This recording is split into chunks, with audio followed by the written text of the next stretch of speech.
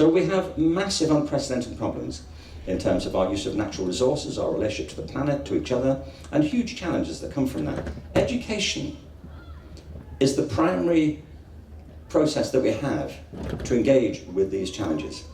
And I believe profoundly that many national initiatives are swaggering in completely the wrong direction in trying to deal with them.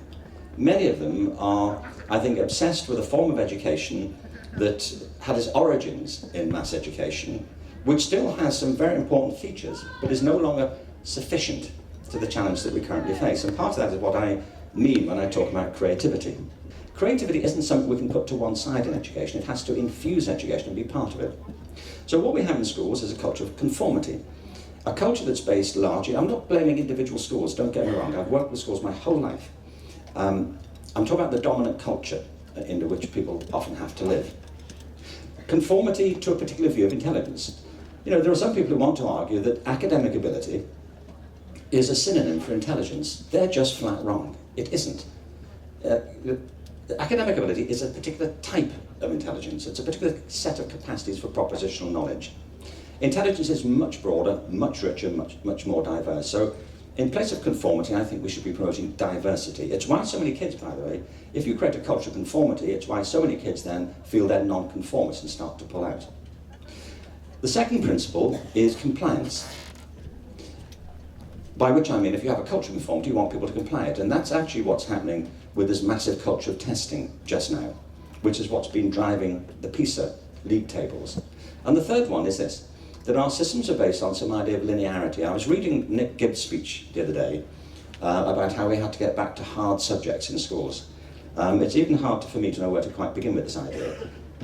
The idea that disciplines like music and dance and theatre are not difficult, are not demanding, are not disciplined, it defies belief in a Minister of State, I think, that he should even begin to talk in these terms. Other countries don't, by the way.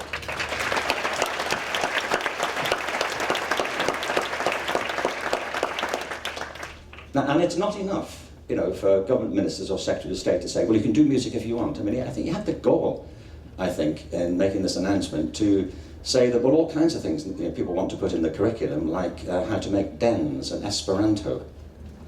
There's an arrogance here, or at least a flat misunderstanding, which I find hard to fathom. Particularly in somebody in a government that's talking about promoting academic standards. I mean, academic standards are meant to relate to intellectual rigor, so you would imagine you'd have some of that in the statement, wouldn't you? Certainly there should be core academic work in the curriculum.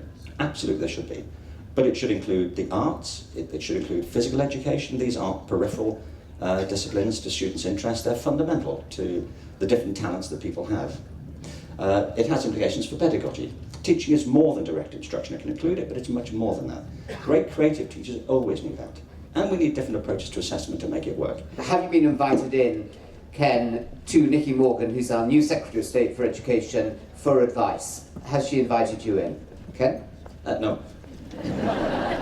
Would you like her to invite you in? But if there's tea and cake, by all means. What would... No, seriously, yeah. Why is it that so few education secretaries, not just in Britain, but around the world, have this very linear, unimaginative approach to education? Why, in fact, is that the case? Is it because they're quite dull people themselves? No, honestly, Sir Anthony, I think it's important not to make ad hominem comments in education. And I think that these issues are too important for that. And I mean, when Michael Gove was secretary, he made a practice of attacking the teaching profession and wondering why they didn't like it. He attacked people who devoted their lives in universities to education, called them the blob, and thought this was amusing. And, you know, it isn't, it's offensive. And it is a matter of recognizing that we're talking about people who've devoted their lives to something here. And I imagine we all share the same passion. I mean, we have different views of it, but we should talk about the issues, not about personalities. But I'll make one comment, though, which is that sadly, two things happen in education largely in the current systems that we have. One is that we often get secretaries of state who have no actual practical experience of education. None whatever. I mean, Nick Gibb, I don't know him, and I'm not making an ad hominem comment about him, except to say that here we have a schools minister who was trained as a lawyer, was an accountant, has no experience of education whatever, and he's telling, pronouncing on how schools should behave. I think it helps for people who don't have that experience to take the advice of people who do have it, and Nicky Morgan equally. She moved across from the Treasury. And the other thing is that this has become a party political game too easily, and we know that part of it is trying to look good in league tables, trying to enlist schools and teachers to improvements in international competitions. And I think it's just a sad misconception. But it's interesting to me, by the way, that all the countries that English politicians are comparing themselves to, with a few exceptions, are going in the opposite direction. Finland, 40 years ago, went in a completely different direction.